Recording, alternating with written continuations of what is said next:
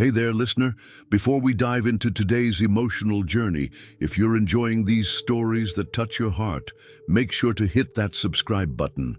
Each tale I share is crafted with love, just like the one you're about to hear. Now, let's begin.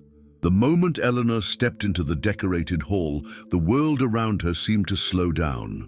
Pastel-colored balloons floated gently against the ceiling. Ribbons cascaded down the walls, and the sweet scent of vanilla cake permeated the air. She clutched a carefully wrapped gift box, a handmade baby blanket she had spent weeks knitting, each stitch infused with love for her unborn grandchild. Her heart swelled with anticipation. This was supposed to be one of those milestone moments that mothers dream about, watching their daughters become mothers themselves, the circle of life continuing in the most beautiful way.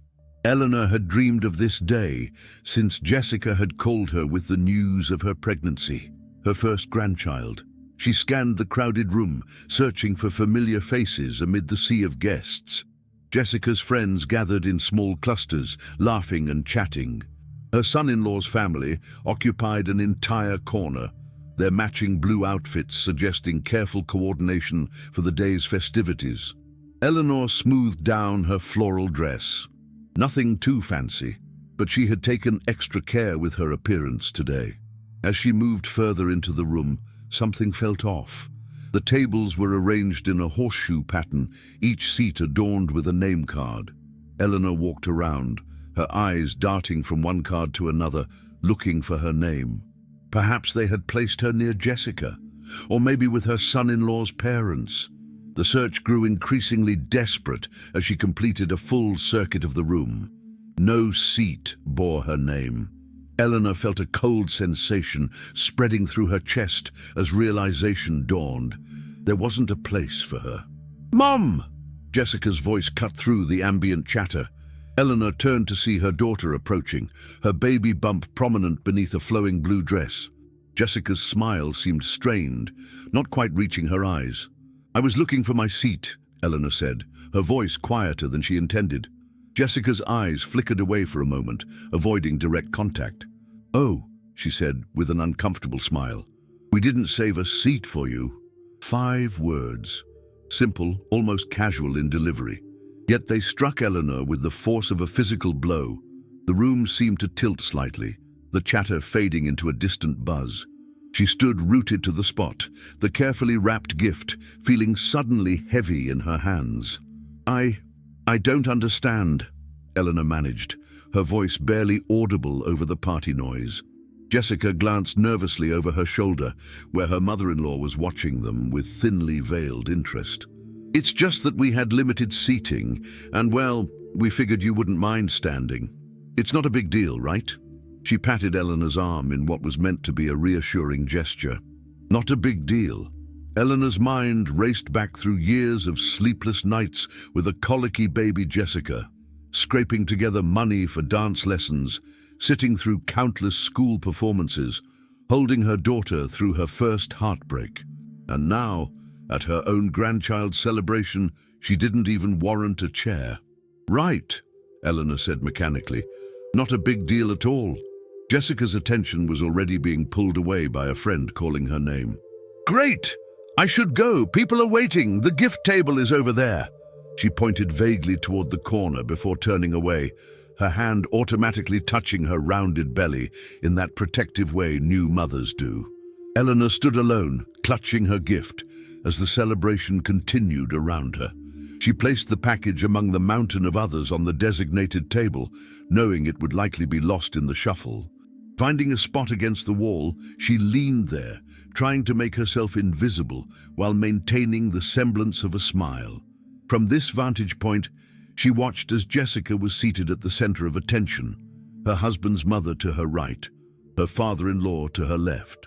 Eleanor's ex-husband, who had barely been present during Jessica's childhood, sat nearby with his new wife, both laughing as if they belonged exactly where they were.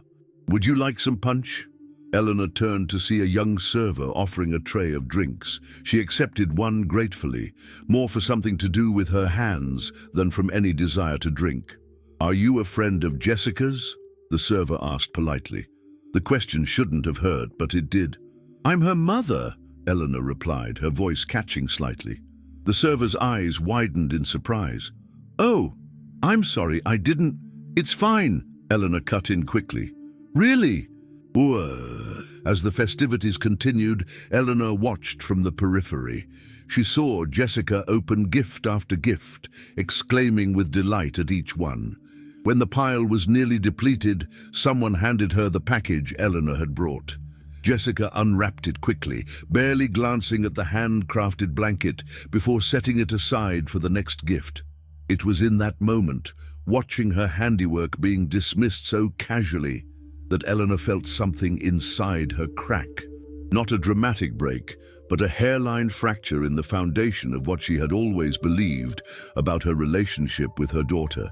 By the time the celebration wound down, Eleanor's feet ached from standing for hours. As guests began to depart, she approached Jessica to say goodbye. "It was lovely," she said, the social niceties falling from her lips automatically. "Your friends did a wonderful job with the decorations." Jessica smiled distractedly. "Thanks for coming, Mum. And for the blanket. It was sweet." No acknowledgement of the missing seat, no recognition of how she had been sidelined at an event that should have celebrated their shared lineage. "You're welcome," Eleanor replied, and leaned in to kiss her daughter's cheek. Jessica turned at the last moment, making the gesture awkward, the kiss landing somewhere between her cheek and ear. "Drive safe," Jessica called as Eleanor walked away, already turning to embrace another departing guest. The drive home was a blur, tears occasionally blurring Eleanor's vision, despite her best efforts to contain them. The house felt emptier than usual when she returned, the silence amplifying the echo of those 5 words. "We didn't save a seat for you." She placed her purse on the kitchen counter and caught sight of the refrigerator, covered with photographs of Jessica through the years. Jessica's first steps, Jessica's graduation, Jessica's wedding. A timeline of moments where Eleanor had always ensured her daughter had everything she needed. Eleanor traced a finger over a photo of Jessica at age 7, missing her front teeth, beaming at the camera with unrestrained joy. "What happened to us?" she whispered to the empty kitchen. That night, sleep eluded her. Every time she closed her eyes, she saw the room full of guests, all with places to sit, all with designated roles in her daughter's life. All except her. The days following the baby shower blurred together for Eleanor. She went through the motions of her routine, teaching her piano students, tending to her small garden, meeting with her book club. But a heaviness had settled in her chest that wouldn't disperse. On Wednesday afternoon, after her last student had left, Eleanor sat at the piano, her fingers tracing familiar patterns across the keys without conscious thought. Chopin's Nocturne in E-flat major, a piece she had played 1,000 times, one that Jessica had once loved to fall asleep to as a child. The melancholy melody filled the living room, echoing off the walls of the house that suddenly felt too large for one person. The phone's shrill ring cut through the music, startling Eleanor into a discordant note. She hesitated, then rose to answer it. "Hello? Mom?" Jessica's voice sounded strained, different from her usual confident tone. "Jessica." Eleanor kept her voice neutral, though her heart had already begun to race. "Is everything all right?" A pause. "Not really." Jessica's voice cracked slightly. I'm having a bit of a situation." Eleanor sank into the chair beside the phone table, concern immediately overriding her lingering hurt. "What's wrong? Is it the baby?" No, the baby's fine," Jessica quickly assured her. "It's just—" She took a deep breath. "Mark and I have been looking at daycares, and the one we really want, the one with the best reviews and closest to our house. They're asking for a deposit to hold the spot. It's so expensive, Mom." Eleanor's grip on the phone tightened. "I see. We weren't expecting it to cost this much," Jessica continued, her voice gaining a desperate edge. "With all the baby expenses and the nursery renovation, we're stretched really thin right now. Eleanor closed her eyes, Jessica's words from the baby shower echoing in her mind. "We didn't save a seat for you." She recalled standing for hours, watching as her daughter celebrated this new chapter, surrounded by people who apparently mattered more than her own mother. "How much is the deposit?" Eleanor asked, her voice surprisingly calm. $2,000, Jessica replied, the words coming out in a rush. "I know it's a lot, but we'd pay you back as soon as we can. It's just that the waiting list is so long, and if we don't secure the spot now..." Eleanor took a deep breath. In the past, she would have already been reaching for her checkbook, eager to smooth the path for her only child. But something had shifted between them, a fundamental change in the foundation of their relationship. "Jessica," she said softly, infusing her voice with the same casual tone her daughter had used at the shower. "I'm afraid I didn't set aside any money for you." The silence that followed was profound. "What?" Jessica finally managed, confusion evident in her voice. "I said, I didn't save any money for you," Eleanor repeated, her heart pounding even as her voice remained steady. "Just like you didn't save a seat for me." Another long pause. When Jessica spoke again, her voice was barely above a whisper. "Mom, are you still upset about the baby shower? That wasn't... I didn't mean..." "What did you mean, Jessica?" Eleanor asked, surprising herself with her directness. "When you told me, your mother, that there wasn't a place for me at your baby shower, what exactly did you mean?" "It wasn't like that," Jessica protested, a defensive edge creeping into her tone. "We had limited seating, and I thought you'd understand. It wasn't personal." "Not personal," Eleanor echoed, a bitter laugh escaping her lips. "Jessica, I stood for 3 hours watching you celebrate becoming a mother, something I helped prepare you for your entire life, while your father, who missed half your birthdays, had a seat of honor.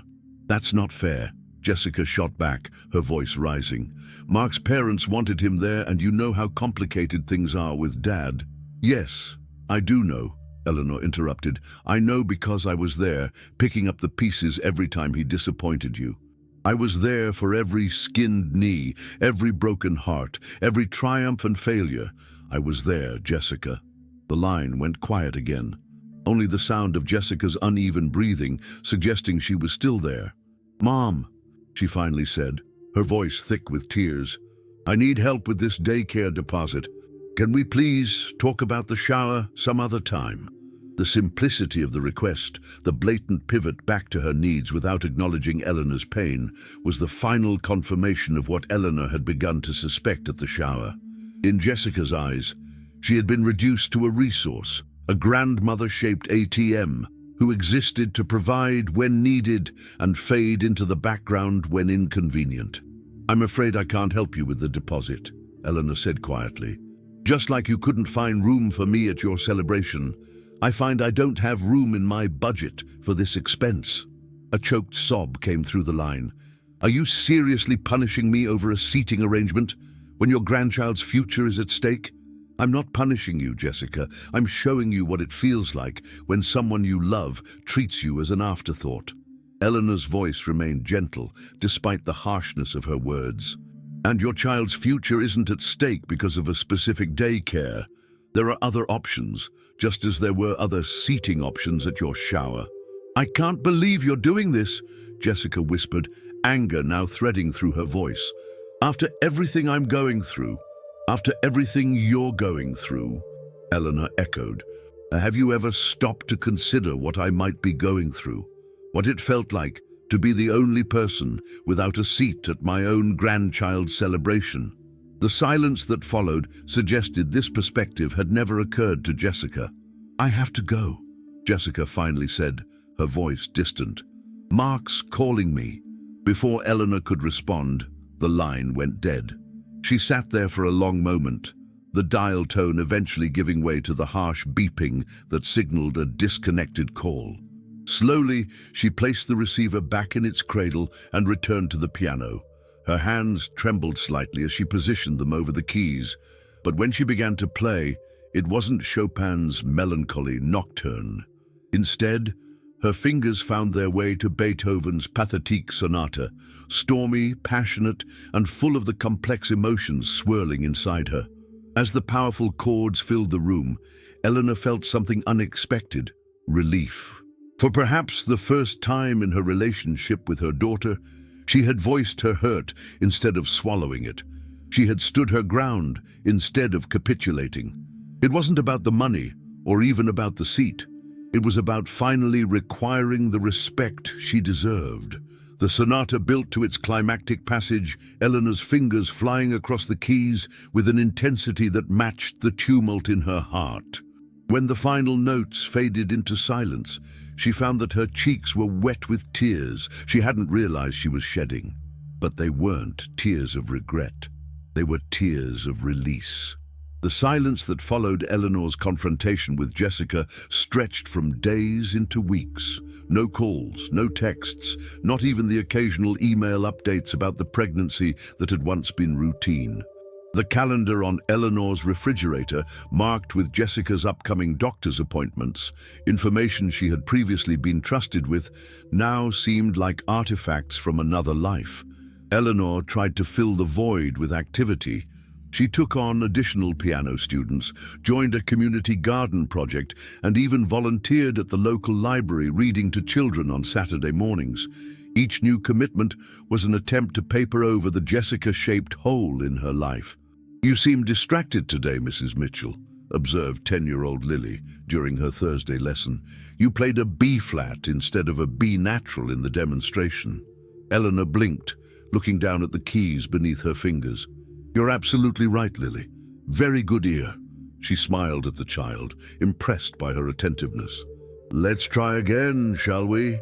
After Lily left, Eleanor found herself sitting alone at the piano again, this time staring at a framed photograph on top of the instrument. It showed Jessica at her college graduation, Eleanor standing proudly beside her. Both were beaming at the camera, arms wrapped around each other's waists. "Where did we go wrong?" Eleanor whispered to the smiling faces in the photograph. The doorbell rang, startling her from her reverie. She wasn't expecting any more students today. Puzzled, Eleanor made her way to the front door and peered through the peephole. Her heart skipped a beat. Mark, Jessica's husband, stood on her porch, looking uncomfortable in a way that suggested this wasn't a social call. Eleanor opened the door, her expression carefully neutral. "Mark, this is a surprise." He shifted his weight from one foot to the other. "Hey, Eleanor. Sorry to drop by unannounced. Do you have a minute?" She stepped aside to let him in, leading him to the living room where they sat in awkward silence for a moment. "Jessica doesn't know I'm here," he finally said, confirming Eleanor's suspicion. "She'd probably be pretty upset if she found out." Eleanor nodded but said nothing, waiting for him to continue. Mark ran a hand through his hair, a nervous gesture she'd noticed since he first started dating her daughter. "Look, I don't know exactly what happened between you two. Jessica won't really talk about it. Just said something about the baby shower and then a phone call that went bad." "That's a fair summary," Eleanor replied, her voice betraying nothing of the emotions churning beneath the surface. "The thing is," Mark continued, leaning forward slightly, "she's miserable. I mean, she tries to hide it, but I can tell. She cries when she thinks I'm not looking. She's been staring at her phone like she's waiting for it to do something. And the other day, I found her in the nursery, holding that blanket you made, just sitting there." Eleanor felt a pang in her chest, but maintained her composure. "I'm sorry to hear she's upset." Mark looked at her directly now, his expression earnest. "Eleanor, I don't know what happened at the shower. I was so busy with my family and friends that I barely registered who was where. But if something happened that hurt you, I'm truly sorry." The sincerity in his voice caught Eleanor off guard. Of all the scenarios she had imagined for breaking the silence with her daughter, her son-in-law appearing as an emissary hadn't been one of them. "Thank you, Mark," she said softly. "I appreciate that." He nodded, then hesitated before continuing. "There's something else. Jessica's been having a rough time with the pregnancy lately. Her blood pressure's been elevated, and the doctor's concerned about preeclampsia." Eleanor's heart clenched with immediate worry. Is she all right? Is the baby... They're both okay for now, Mark assured her quickly, but she's been put on partial bed rest, and the stress isn't helping. The doctor says she needs to stay calm and avoid unnecessary anxiety. Eleanor understood the unspoken message in his words. Her daughter needed her, but pride and hurt were standing in the way, on both sides. I'm not here to ask for money, Mark clarified, as if reading her thoughts. We figured out the daycare situation. I picked up some extra shifts, and my parents helped a bit. That's not what this is about. What is it about then? Eleanor asked quietly. Mark's expression softened. Family. It's about family. Whatever happened between you two, I know one thing for certain. Jessica loves you, and I think you love her too. Eleanor felt tears threatening at the corners of her eyes. Of course I love her. She's my daughter. Then maybe... Mark stood up, preparing to leave. Maybe one of you needs to be brave enough to take the first step back toward each other. After he left, Eleanor remained seated, turning his words over in her mind. The worry about Jessica's health had overshadowed the lingering hurt of the baby shower incident. Some things, she realized, were more important than being right. She reached for her phone, fingers hovering over Jessica's number. Then, making a decision, she set it down again. This wasn't a conversation for text messages or phone calls. Some bridges needed to be rebuilt in person. The next morning, Eleanor found herself standing in the florist shop, selecting a bouquet of Jessica's favorite flowers, pink peonies mixed with baby's breath. On impulse, she also purchased a small stuffed elephant for her future grandchild, remembering how Jessica had loved her own plush elephant as a child. The drive to Jessica's house felt both interminable and too short. Eleanor rehearsed what she might say, then abandoned all scripts, knowing that genuine reconciliation wouldn't come from carefully prepared speeches. As she pulled into the driveway, she spotted Mark's car. He hadn't mentioned taking the day off. For a moment, she considered turning around, coming back another time when Jessica might be alone. But the thought of her daughter's health concerns propelled her forward.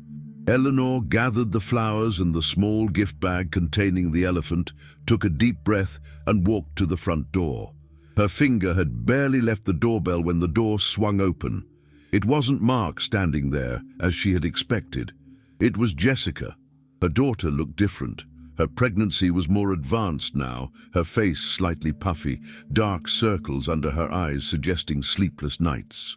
But what struck Eleanor most was the expression that flashed across Jessica's face upon seeing her, not anger or resentment, but naked relief.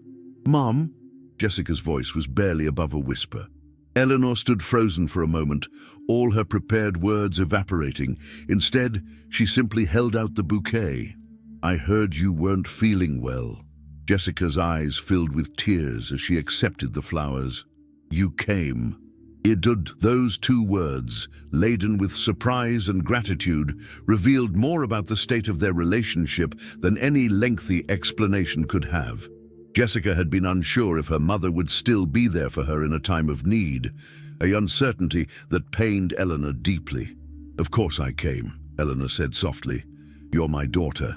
Jessica stepped back, wordlessly inviting her mother inside.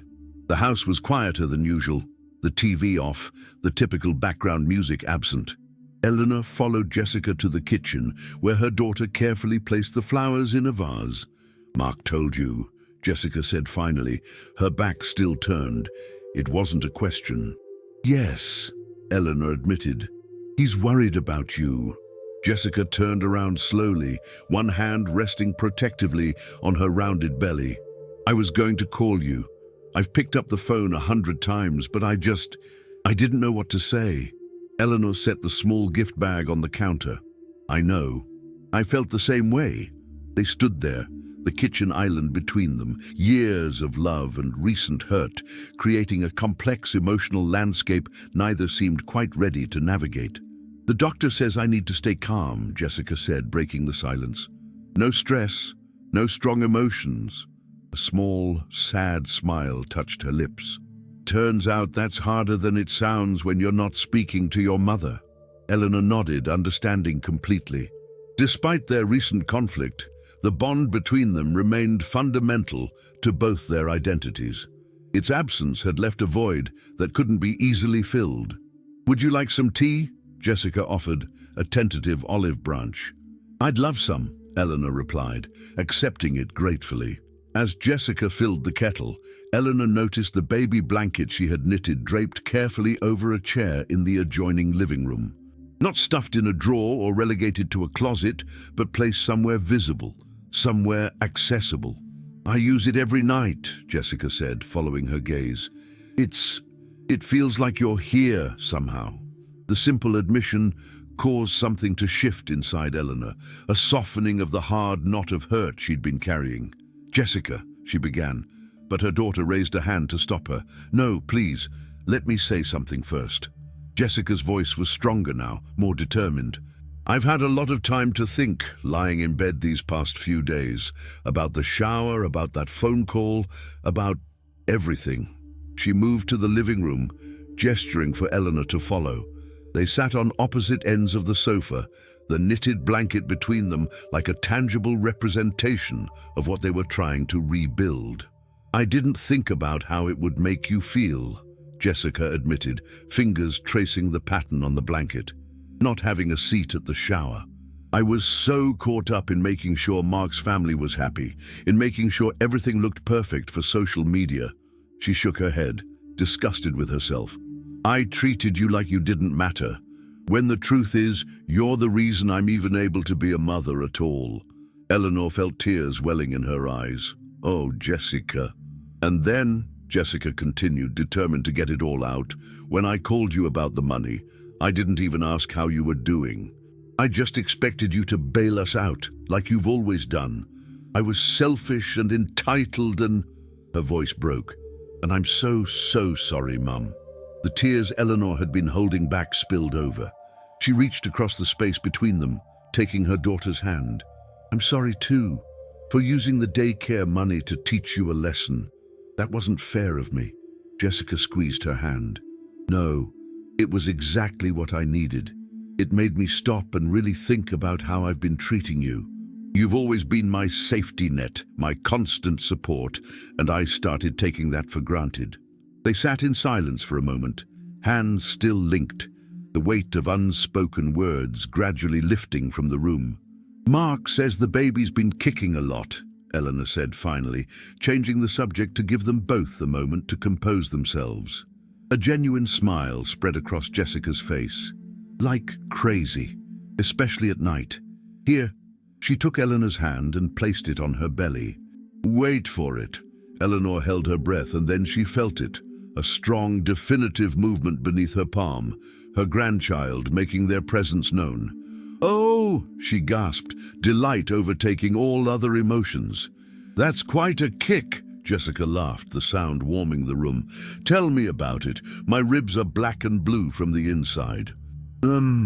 As they sat there, hands on Jessica's belly, feeling the new life they both loved asserting itself, Eleanor realized that the path to healing had been opened, not through grand gestures or formal apologies, but through this simple moment of shared joy.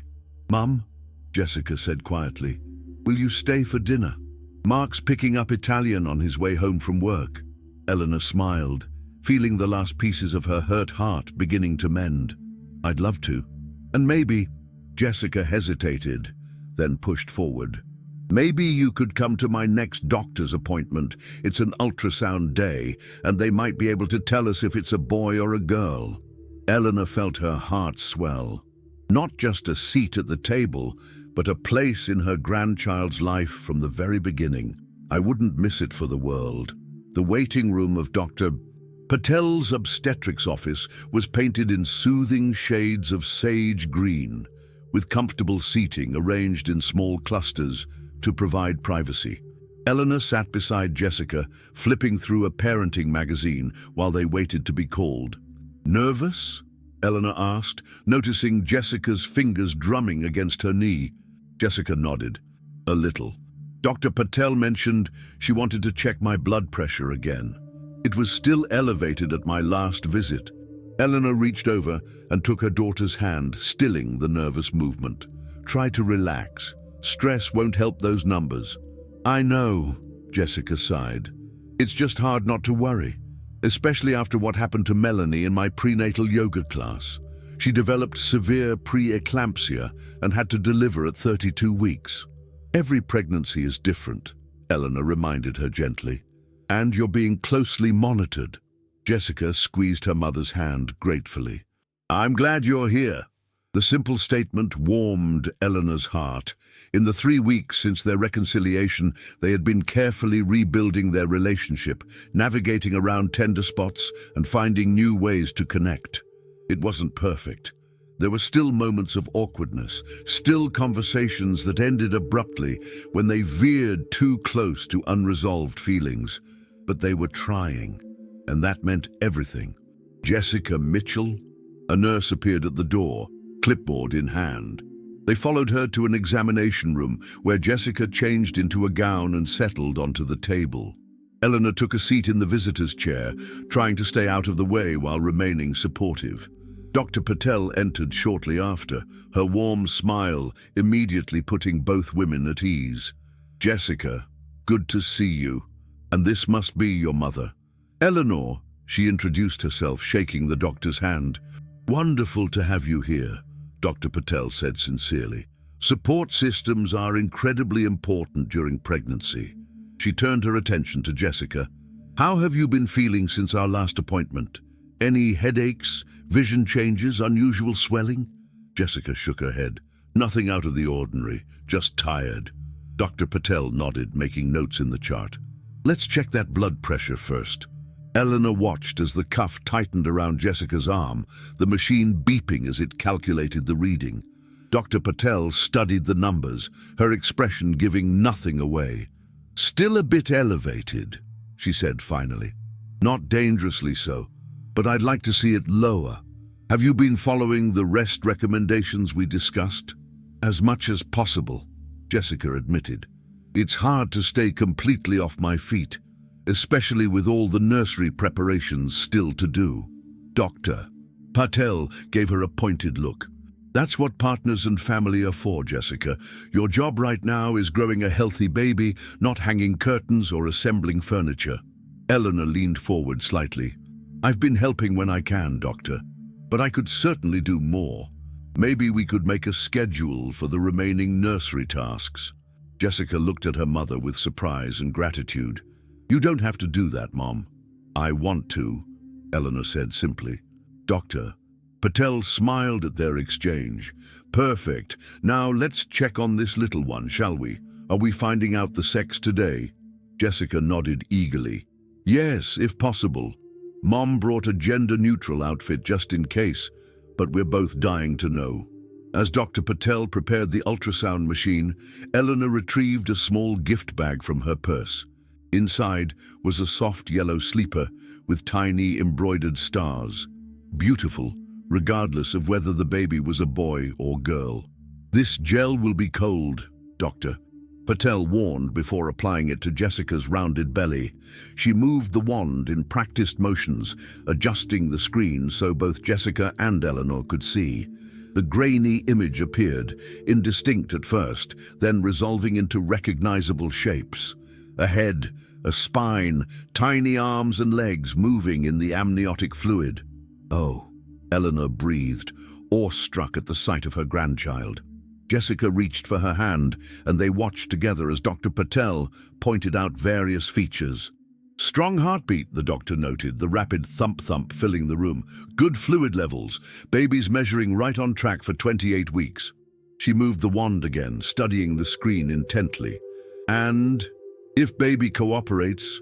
"Yes, there we go. Would you like to know?" Jessica and Eleanor exchanged glances, both nodding eagerly. Dr. Patel smiled. "Congratulations. You're having a girl." "A girl," Jessica repeated softly, tears welling in her eyes. "A daughter." Eleanor felt her own eyes filling as the significance of the moment washed over her. 3 generations of women, their lives intertwined in ways both beautiful and complicated. Her daughter would now experience motherhood from the other side, would understand perhaps for the first time the depth of love and worry and hope that had defined Eleanor's life since the moment Jessica was born.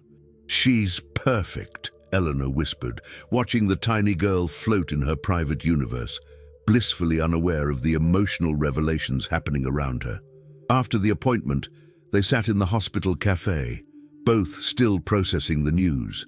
Jessica cradled a cup of herbal tea between her palms, staring thoughtfully into the amber liquid. "A penny for your thoughts," Eleanor prompted gently. Jessica looked up, her expression vulnerable. "I was just thinking, what if I'm not good at this? What if I make all the wrong choices? What if she grows up and I discover one day that I've somehow lost her?" The questions struck close to Eleanor's heart, echoing her own recent fears about her relationship with Jessica. "Parenthood doesn't come with guarantees," she said carefully. "You will make mistakes. We all do." "You didn't," Jessica countered. "You were always there, always reliable. Even when I pushed you away, you never gave up on me." Eleanor shook her head, a sad smile playing at her lips. "Oh, Jessica, I made plenty of mistakes. Times when I was too strict, times when I wasn't strict enough, times when I was so focused on providing for you materially that I missed emotional cues. No parent is perfect." "But you loved me perfectly," Jessica insisted, her hand moving to rest on her belly. "That's what I'm afraid of failing at." Eleanor reached across the table, covering Jessica's free hand with her own. "Love isn't perfect either. It's messy and complicated, and sometimes it hurts. But it's also resilient. Look at us. We wounded each other, but here we are, healing together." Jessica's eyes filled with tears again. "I'm so sorry for taking you for granted, Mom, for not saving you a seat, for treating you like an ATM instead of my mother. I never want my daughter to feel the way I made you feel." "And she won't," Eleanor assured her. "Because you've learned from this, just like I've learned from my own mistakes with you. That's what parenting is, a constant process of learning and growing together with your child." They sat in contemplative silence for a moment, the busy cafe moving around them like a river flowing past two still stones. "Have you thought about names?" Eleanor asked finally, steering the conversation toward happier territory. Jessica's expression brightened. "Actually, yes. Mark and I had a boy name and a girl name picked out." She hesitated, suddenly shy.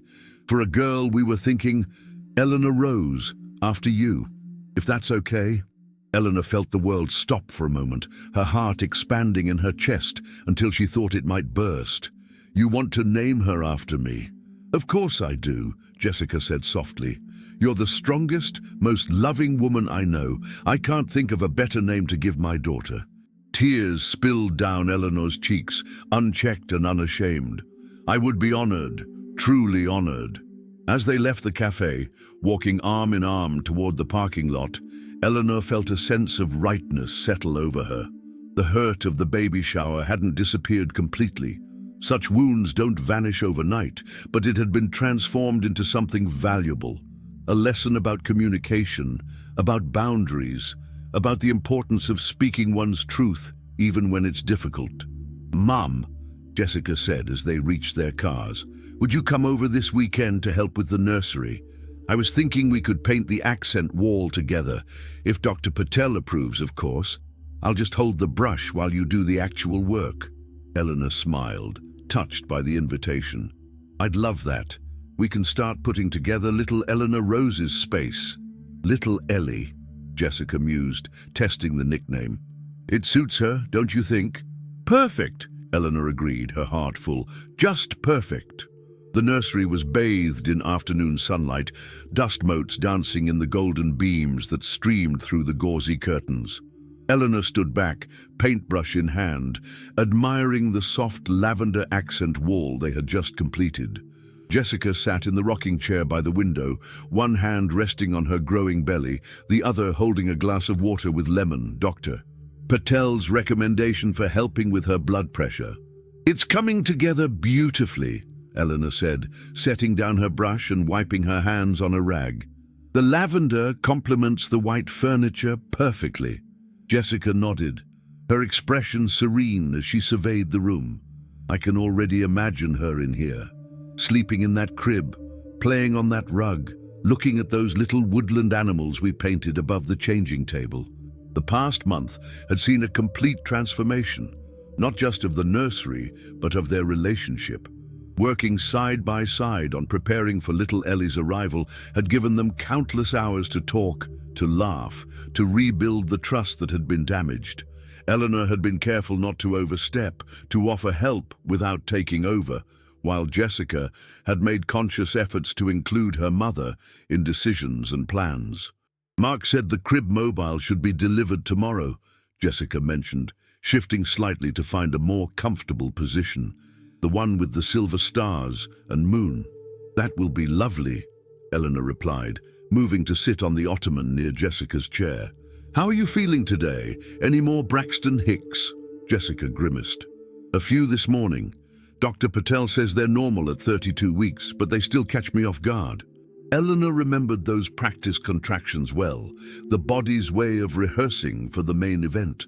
They helped me prepare mentally, she shared. By the time you were ready to make your appearance, I had experienced enough false alarms to know what was coming. Jessica looked at her mother with curious eyes. You never really told me much about your pregnancy with me. Was it difficult? Eleanor considered the question. It was true. She had shared the basic stories of Jessica's birth, but had kept many of the details to herself, not wanting to frighten her daughter with tales of 20-hour labor or postpartum complications. It had its challenges, she admitted. Your father was often away on business trips, so I attended most of my appointments alone. My mother had passed away the year before, so I didn't have that support either. Jessica's eyes widened. Mom, I had no idea. You always made it sound so straightforward. Eleanor shrugged, smiling softly. That's what mothers do, I suppose. We highlight the joy and downplay the struggle. I didn't want to scare you. Well, I'm glad you're here for my journey, Jessica said sincerely. I can't imagine doing this without you now. The words warmed Eleanor's heart. From exclusion at the baby shower to this intimate inclusion in her daughter's life, the contrast was striking. But rather than dwelling on past hurt, Eleanor found herself grateful for the crisis that had ultimately strengthened their bond. Have you and Mark finished packing your hospital bag? Eleanor asked, remembering one of the items on Jessica's pregnancy checklist. Jessica bit her lip. Not completely. There are still a few things I need to get. Actually, she hesitated, then continued with determination. I was wondering if you might want to go shopping with me tomorrow. Just us girls. There's a boutique downtown that specializes in postpartum recovery supplies. I'd love that, Eleanor replied, touched by the invitation. As they continued to chat, making plans for the following day's outing, Eleanor's phone chimed with a text message. She glanced at it quickly, then set it aside. Everything okay? Jessica asked. Just Alice from my book club, Eleanor explained, reminding me about our meeting tomorrow evening. Jessica frowned slightly. Oh, I didn't realize you had plans. We can postpone our shopping trip if... Absolutely not, Eleanor interrupted firmly. The book club happens every week. Shopping for my granddaughter's arrival is a once-in-a-lifetime event. The smile that lit up Jessica's face was worth any number of missed book discussions. Thanks, Mom. As Eleanor began cleaning up the painting supplies, Jessica suddenly gasped, her hand pressing more firmly against her belly. What is it? Eleanor asked, immediately alert. Another contraction. Jessica shook her head, her expression a mix of discomfort and amusement. No, your granddaughter has apparently decided to take up gymnastics. Feel this. She reached for Eleanor's hand, guiding it to a spot on her abdomen. Sure enough, there was a distinct protrusion, a tiny foot or elbow pressing outward, making its presence known. Eleanor laughed in delight as the baby shifted again, the movement visible even through Jessica's maternity top. She's going to be a strong one, Eleanor predicted, keeping her hand in place to feel more movements. Just like her mother. Jessica looked up, meeting Eleanor's gaze with unexpected intensity. and her grandmother. In that moment, something unspoken passed between them, an acknowledgement of shared strength, of resilience, of the feminine power that would soon extend to a third generation. Eleanor felt a profound sense of continuity, of being part of something larger than herself. The moment was interrupted by the sound of the front door opening, followed by Mark's voice calling out, "I'm home, and I brought dinner." "Perfect timing," Jessica called back. "We're in the nursery, and we're starving."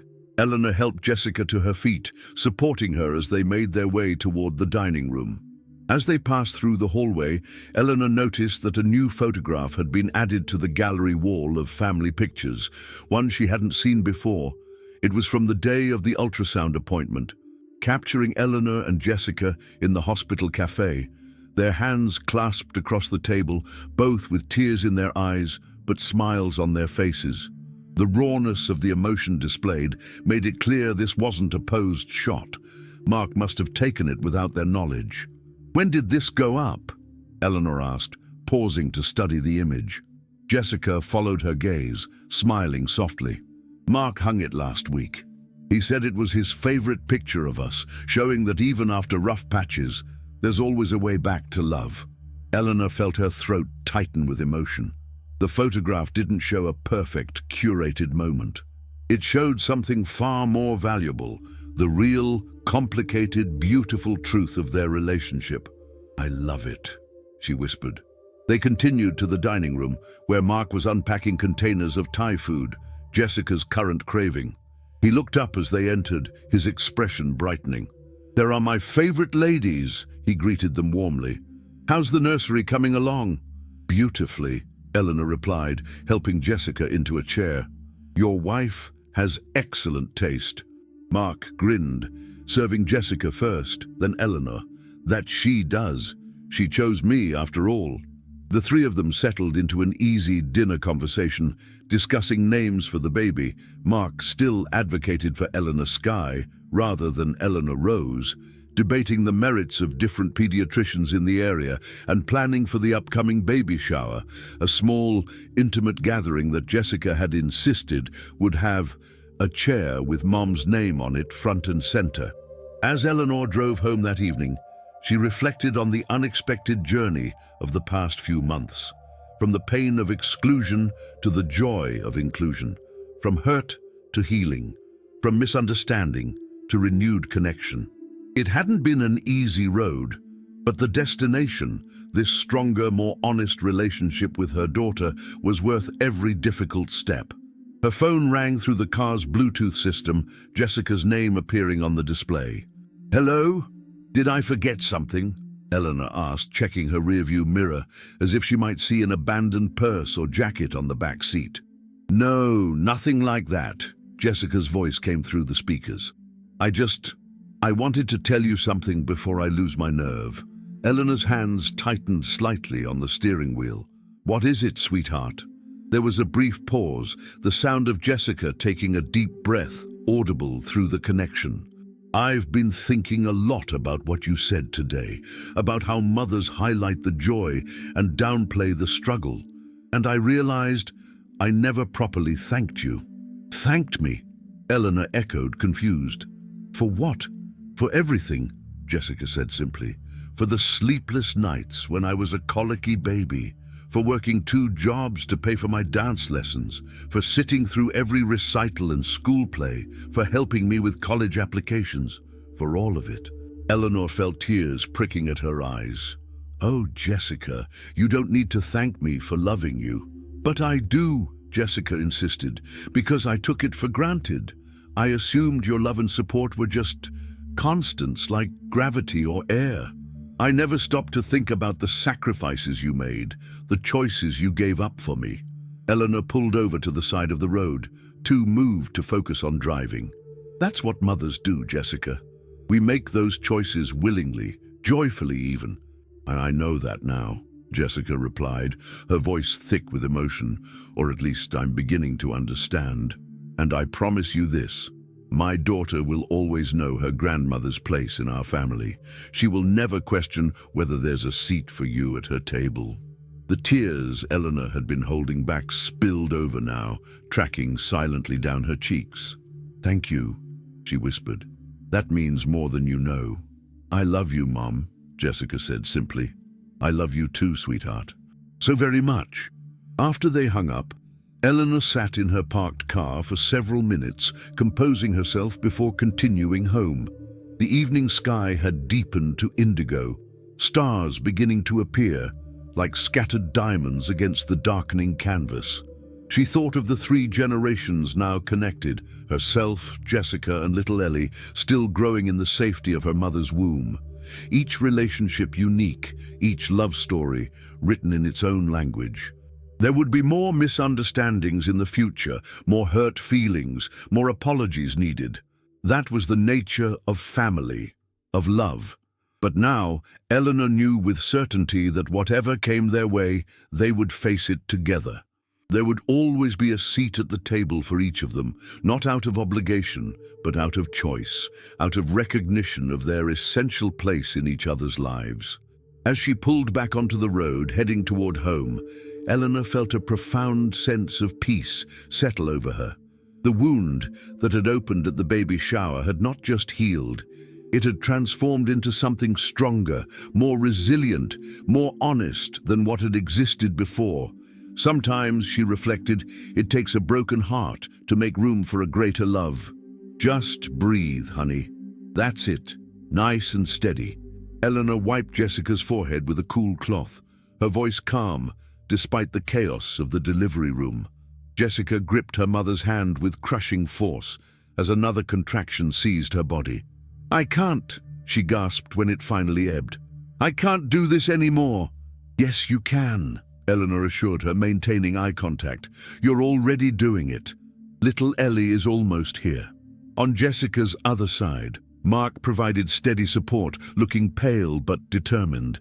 "You're amazing, Jess. The doctor says just a few more pushes." Dr. Patel looked up from her position at the foot of the bed. "She's crowning, Jessica. I need you to give me one big push with the next contraction." Eleanor had never imagined she would be here, in this most intimate moment of her daughter's life. The plan had been for just Mark in the delivery room, with Eleanor waiting anxiously in the family area. But when Jessica's labor had progressed rapidly, increasing her anxiety and blood pressure, she had called out for her mother. And Eleanor, who had been getting coffee just down the hall, had rushed to her side without hesitation. Now, 16 hours later, they were about to welcome little Eleanor Rose into the world. "Here it comes," Jessica whispered, her face contorting as the next contraction built. She bore down with renewed determination, a primal sound escaping her throat as she pushed. "That's it," Dr. Patel encouraged. "The head is out. One more push for the shoulders." Eleanor watched in awe as her daughter gathered her remaining strength, channeling it into this final, monumental effort. Mark counted softly, his voice breaking with emotion. 1, 2, 3.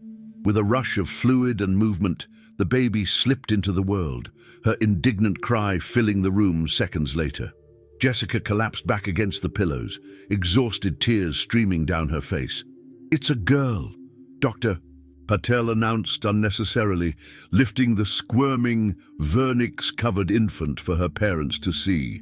A beautiful, healthy girl.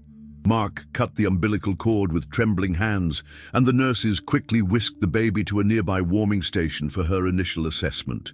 Eleanor stood frozen between her daughter and her granddaughter, torn between staying with Jessica and following the tiny new life across the room. "Go," Jessica urged weakly, sensing her mother's dilemma. "Go see her. Tell me what she looks like." With a grateful squeeze of Jessica's hand, Eleanor moved to the warming station, where the nurses were gently cleaning and examining the newborn. Little Ellie continued to cry lustily, her tiny fists waving in protest at the indignity of being so rudely evicted from her comfortable home. "She's perfect," Eleanor reported back, her voice thick with emotion. 10 fingers, 10 toes, a full head of dark hair just like you had. The nurse finished swaddling the baby and looked up at Eleanor. "Would Grandma like to hold her while we finish up with Mom?" Eleanor nodded. suddenly speechless. The nurse carefully transferred the bundle into her arms, and Eleanor found herself gazing down into a tiny red face, with eyes screwed tightly shut against the brightness of the world. "Hello, little one," she whispered, rocking gently. "I'm your grandmother. We've been waiting for you." As if in response, the baby's eyes fluttered open, revealing dark blue orbs that seemed to look straight into Eleanor's soul. The connection was immediate and overwhelming, this perfect new being carrying the genetics of generations, a living bridge between past and future. Eleanor carried her precious cargo back to Jessica, who was being tended to by Dr. Patel. "Someone wants to meet her mama," she said softly, placing the baby in Jessica's eager arms. The look on her daughter's face as she held her child for the first time was something Eleanor knew she would remember for the rest of her life. Pure wonder, overwhelming love, and a touch of terror at the responsibility suddenly placed in her hands. "Hi, Ellie," Jessica whispered, tracing a finger along the baby's cheek. "I'm your mom." She looked up at Mark, who had tears streaming unashamedly down his face. "We're your parents, and we love you so much already." Mark leaned down to kiss his daughter's forehead, then his wife's lips. "You did it, Jess. You were amazing." Eleanor stepped back slightly, giving the new family a moment of privacy in their first minutes together.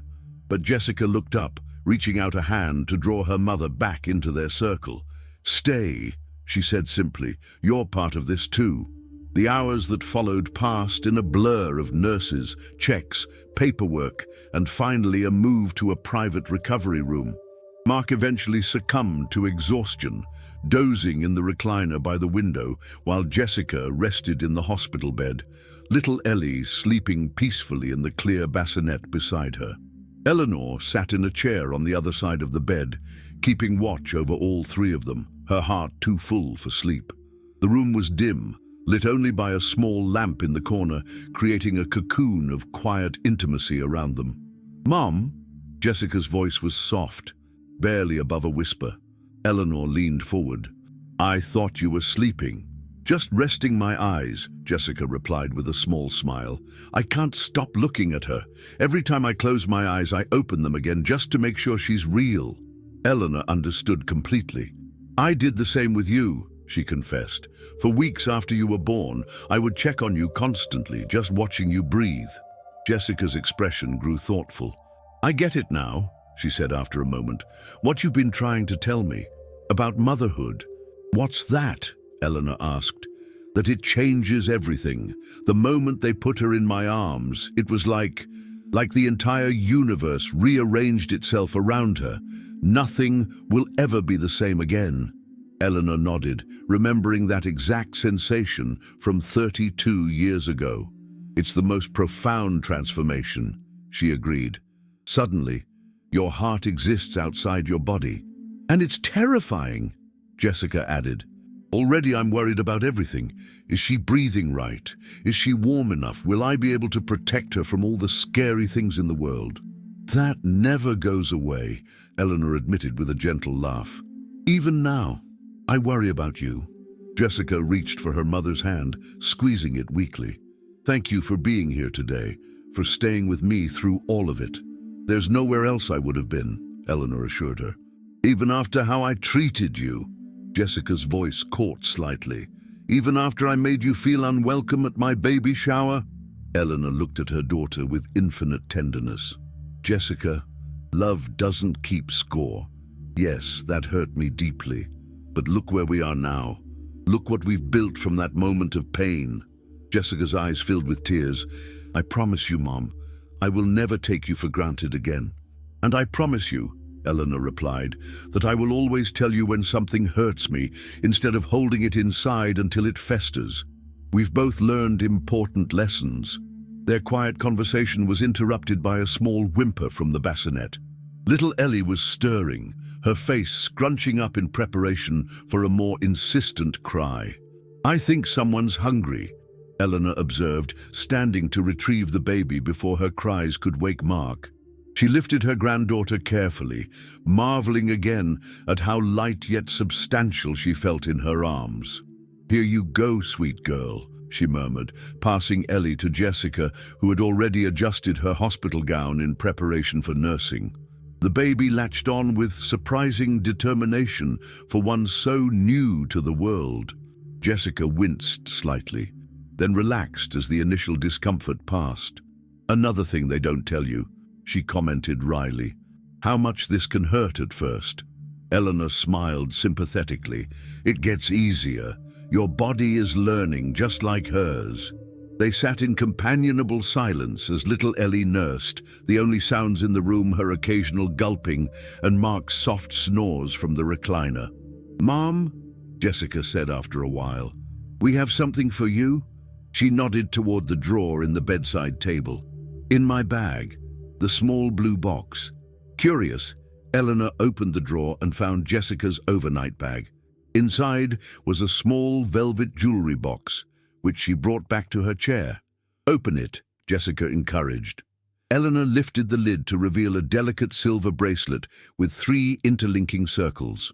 Engraved on the largest circle was her own name. On the middle-sized circle was Jessica's name, and on the smallest was Eleanor Rose, with today's date. 3 generations, Jessica explained softly. Connected, always. Eleanor felt tears well up as she slipped the bracelet onto her wrist. "It's beautiful. Thank you." "It's a reminder," Jessica said, looking down at her nursing daughter, then back up at her mother, "that there will always be a place for each of us in each other's lives, no matter what." As dawn broke over the horizon, painting the hospital room in gentle golden light, Eleanor watched her daughter and granddaughter together, one beginning her journey into motherhood, one just beginning life itself.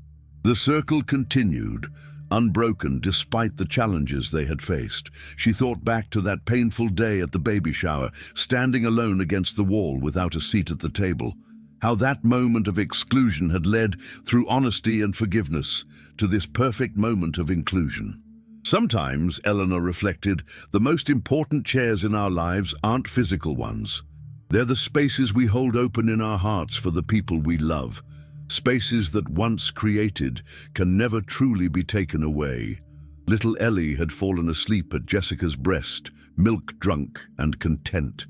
Jessica looked up at her mother, exhaustion and joy mingling in her expression. "Would you like to hold her again while I try to get some sleep?" she offered. Eleanor nodded, carefully taking the swaddled infant and settling back into her chair. "We'll be right here when you wake up," she promised, "always." As Jessica drifted off to sleep, Eleanor rocked her granddaughter gently, humming the same lullaby she had once sung to Jessica. The 3 generations, bound by blood and love, rested peacefully together as the new day dawned outside. In that quiet hospital room, Eleanor knew with absolute certainty that she had found her place. Not just a seat at the table, but a permanent, essential role in this family's story. And no matter what challenges lay ahead, they would face them together. 3 women connected by an unbreakable bond of love. Hey there, amazing listeners. If you enjoyed this emotional journey about family, forgiveness, and finding your place, don't forget to hit that subscribe button and leave a comment below. Your support means the world to me, and I'd love to hear your thoughts on Eleanor and Jessica's story. Until next time, remember that sometimes the deepest connections come after our greatest challenges.